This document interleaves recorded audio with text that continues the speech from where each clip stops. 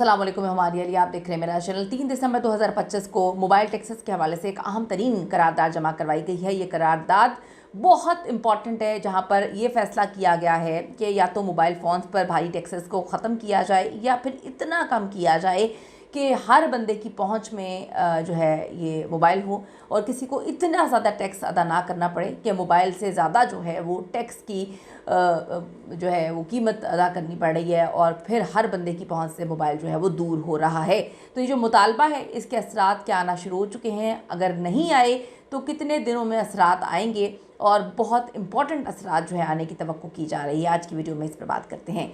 Request है channel को subscribe करें जी, वीडियो को आखिर तक ज़रूर देखिएगा। आप सबको पता है कि जो PTA मोबाइल फ़ोन टैक्स है ये क्या है, सबसे पहले मैं आपको बताऊंगी। 2025 में इस हवाले से इम्पॉर्टेंट तरीन क्या चीज़ें हुई। अगर आप पाकिस्तान फ़ोन लेकर आना चाहते हैं तो ये वीडियो आप लोगों के लिए ही है।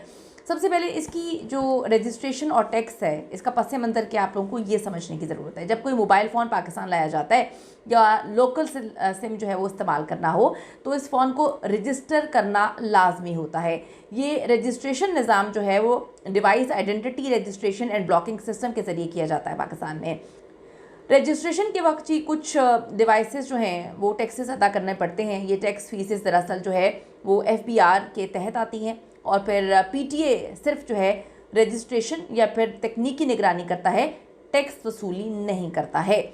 अब जो 2025 के ताज़ा तरीन रेट जो टैक्सेस के रेट्स हैं जिस पे आवाम जो है वो सर पकड़ के बैठी हुई है, 2025 की नई शरह के मुताबिक फ़ोन की कीमत और जो रजिस्ट्रेशन तरीके से पासपोर्ट या फिर CNIC की बुनियाद पर ये टैक्स जो है इसमें फ़र्क होता है। मिसाल के तौर पे नए फ्लैगशिप फ़ोन्स जैसे कि सैमसंग गैलेक्सी S25 सीरीज़ पर पासपोर्ट रजिस्ट्रेशन के तहत तकरीबन 99,499 और जो CNIC रजिस्ट्रेशन है इस पर 1,20,899 टैक्स शरह जो है वो बताई गई है।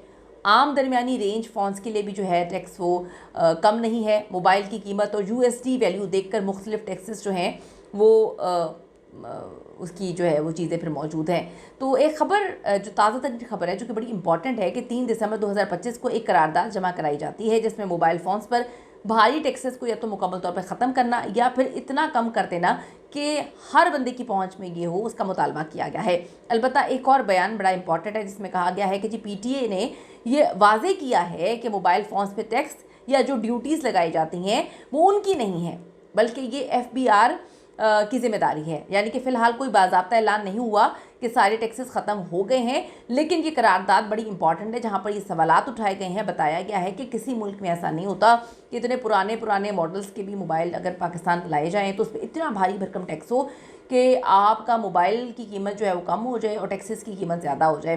फिर ये करारदाद में ये भी उन लोगों ने सजेशंस वगैरह दिए हैं कि अब ये ज़रूरत नहीं है, अब ये ज़रूरत है, अब ये लग्जरी नहीं है, हर बंदे के पास ये होना चाहिए। तो इतने भारी भरकम टैक्सेस नहीं होने चाहिए। तो बड़ी इंपॉर्टेंट तरीन ये करारदाद है जो मंजूर की गई है। अब आप देखें कि अगर आप बैरून मुल्क से फ़ोन जो है वो लेकर आ रहे हैं या कराची, इस्लामाबाद या किसी भी शहर में आप फ़ोन दरामद कर रहे हैं तो क़ब्ल-ए-ज़ामत आखिरी कीमत आपको जानना बड़ा ज़रूरी है ताकि आपको अंदाज़ा हो सके कि कितना टैक्स है। अक्सर लोग जो हैं उनको प्रॉब्लम हो जाती है, वो एकदम से कहते हैं कि जी बड़ा टैक्स ज़्यादा है, हमारे साथ ये क्या हो गया। तो पहले आपको मालूमात होनी चाहिए और हम तो सब दुआ करते हैं कि ये टैक्स जो करारदाद मंजूर की गई है इससे ये अगर ख़त्म नहीं होता तो इस हद तक कम हो जाए कि हर बंदा जो है वो फिर इसको जो है वो कबूल कर ले, उसकी जेब पर भारी ना पड़े। अगर ख़ास तौर पे आपका बजट महदूद है और टैक्स बहुत ज़्यादा है तो फिर आपको सोच समझ के जो है वहाँ से मोबाइल मंगवाना चाहिए या साथ लेकर आना चाहिए। अपनी कीमती राय ज़रूर दीजिएगा कि जो करारदाद इंपॉर्टेंट तरीन करारदाद मंजूरी के लिए पेश की गई है जिस पर जो है ये 2 पॉइंट्स डिस्कस किए गए हैं, या तो ख़त्म करें या फिर बहुत कम करें। तो आपको क्या लगता है कि इसमें से कौन सा वाला जो है एक्सेप्ट किया जाएगा, कौन सी बात मंजूर की जाएगी और इससे फिर आम आवाम को कितना फ़ायदा हो सकता है? अपनी कीमती राय ज़रूर दीजिएगा। See you in the next video.